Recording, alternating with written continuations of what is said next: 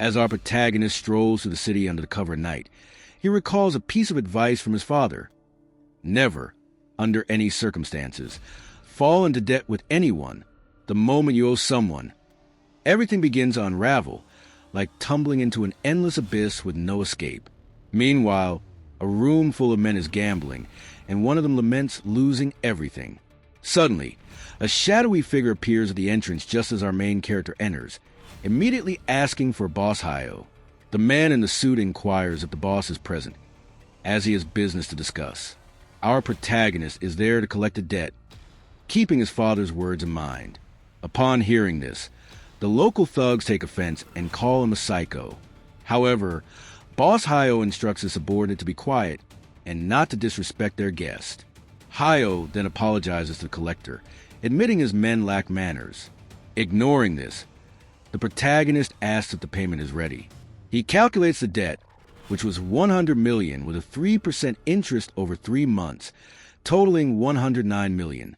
Hayo, holding an axe, asks if the calculation is accurate.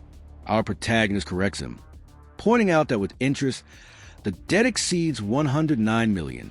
Hayo tries to be clever, suggesting Kim Sang, and reduce the bill by 270,000 won. The boss's men chuckle at the negotiation attempt. Kim Sang declines, insisting on precision, because every amount counts. At this, Hayo's demeanor shifts, and he declares he doesn't need to be polite either. With that, he charges at the collector, swinging his axe with full force. Hayo aims a downward strike at the protagonist's head, but the collector sidesteps effortlessly. Hayo is taken aback by the dodge, and the young man seizes the opportunity to counterattack. Our protagonist moves with incredible speed, landing a punch squarely on the boss's face. The man in the coat is sent flying backward, losing his balance completely. The other gang members are stunned by the scene and start cursing at the collector. In an instant, Kim Sang is already standing on the fallen boss's chest, seizing his axe. He then remarks that he only lent the money because he was confident he could retrieve it. The goons are intimidated by the armed collector, and one advises the others to stay back. Lying on the ground, Hayo shouts at his men to stop trembling, as he can't die without settling the debt. Without hesitation, our protagonist brings the axe down on the debtor's hand to make a point. He emphasizes that in the 3 years he's known him, the only thing the guy cares about are the numbers. That said, our protagonist walks down the building stairs with a serious expression. The scene changes to a man begging while holding on to some insurance money. On his knees, he pleads, saying that this is what his late wife's life was worth. The debtor begs for mercy, but the collector just coldly adjusts his tie. Kim Sang thinks to himself that he only went there to collect what was owed to him, but he recalls that people always end up asking him to save them. As he contemplates, he imagines himself holding briefcases brimming with money against a stark white background. The scene then morphs into a grisly tableau, where the bags take on the appearance of his victims' heads. Snapping back to reality, he informs the man that 20.8 million is still due and that he will return the following week. The debtor, lying on the ground, curses him and yells that he will suffer in hell.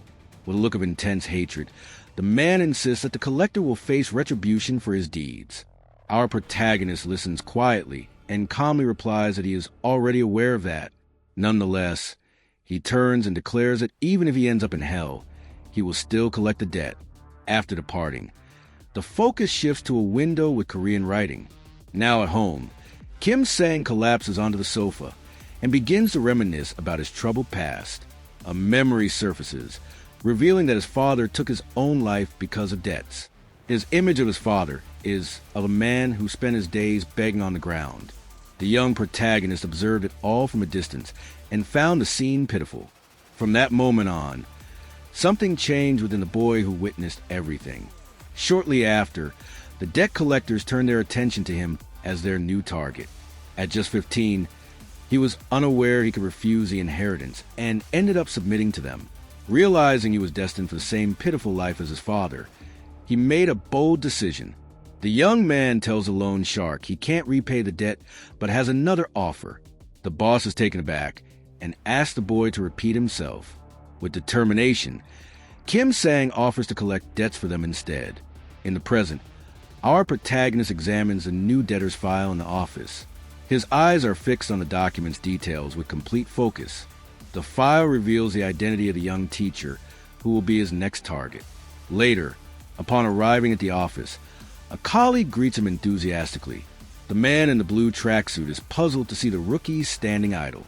He immediately reprimands the rookie for not going to make the collection. The rookie defends himself, explaining that someone else went in his place and took the case. The scene then transitions to the front of a large school during the day. Inside, we see Kim Sang walking down the hallway toward the teacher. He informs her that her debt is $10 million, with an additional $3 million in interest. Our main character approaches and bluntly states that she must settle the entire amount immediately. As he faces the young woman, he remembers his father's advice about avoiding debt. On the desk lies the teacher's ID, revealing her name as Kim Yen. With this, our protagonist discloses that this was the sole lesson their father imparted to them. The teacher is taken aback and addresses him as brother, confirming their familial connection. In desperation, the woman clutches her brother's jacket sleeve tightly. She then begins to plead tearfully for his help. Kim sang and simply gazes at her with an emotionless expression.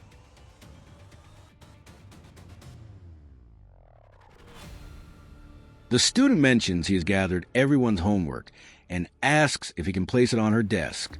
Curious, he inquires about the man's identity, as he has never seen him before. Kim sang and quickly fabricates a story, claiming to be an exchange teacher from another school. The student is somewhat skeptical, but eventually accepts the explanation. He apologizes for interrupting their conversation and bids farewell to the two teachers. Once the student departs, the heavy tension between the siblings swiftly returns. Our protagonist instructs her to meet him at the gate with the $13 million. As he turns to leave, he warns her against attempting to flee as she tries to call him back. The teacher remains standing, looking desperate and unsure what to do. With her head bowed, the young woman seems resigned to her unfortunate fate, seeing no escape. As night falls, she stands by the school gate, softly whispering her brother's name. Outside, Kim sang and waits patiently, smoking a cigarette on the sidewalk. At that moment, he recalls an old argument with his younger sister. She had questioned his decision to become a loan shark, especially since her father had suffered because of it. The girl had screamed in desperation, calling her brother insane for choosing that path. She had told him to stay away, declaring she didn't need someone like him as a brother. Lost in thought, he reflects on the 10 years since she vanished from his life. He remembers those who had pleaded with him, including his own father.